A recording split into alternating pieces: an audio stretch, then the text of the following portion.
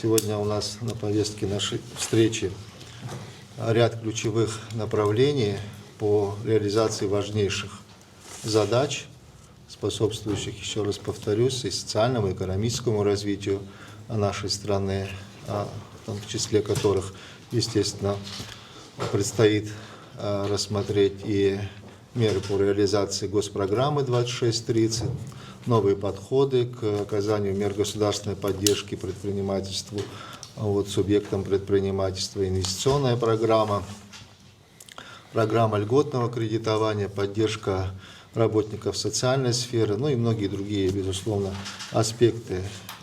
Я, как всегда, убежден, что встреча пройдет конструктивно и точно приведет к эффективности реализации тех задач, которые мы с вами перед собой поставили.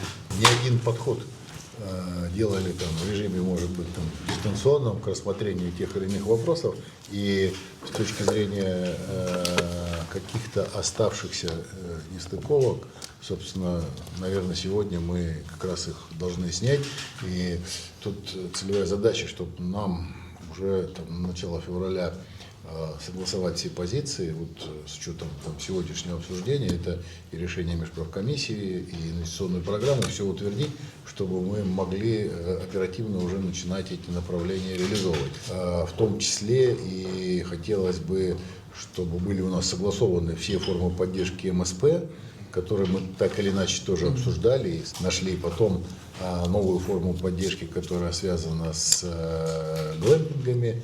Тоже, соответственно, мы обсудили подходы, и сегодня даже посмотрели, послушали бизнес, как он это видит. Мне кажется, достаточно тоже вменяемая позиция и понятная. И тоже запустили процесс, мы предварительно с банками, которые принимают участие в этой программе льготного кредитования, обсудили подходы в ВТБ и Россельхозбанк, и фактически разногласия по подходам у нас не осталось.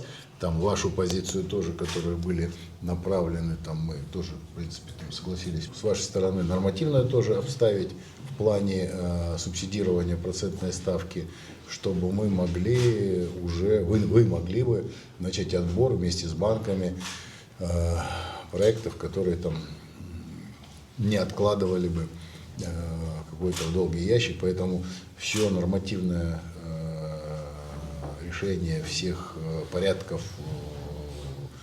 актов нам надо бы закончить в феврале, чтобы мы уже могли бы двигаться вперед.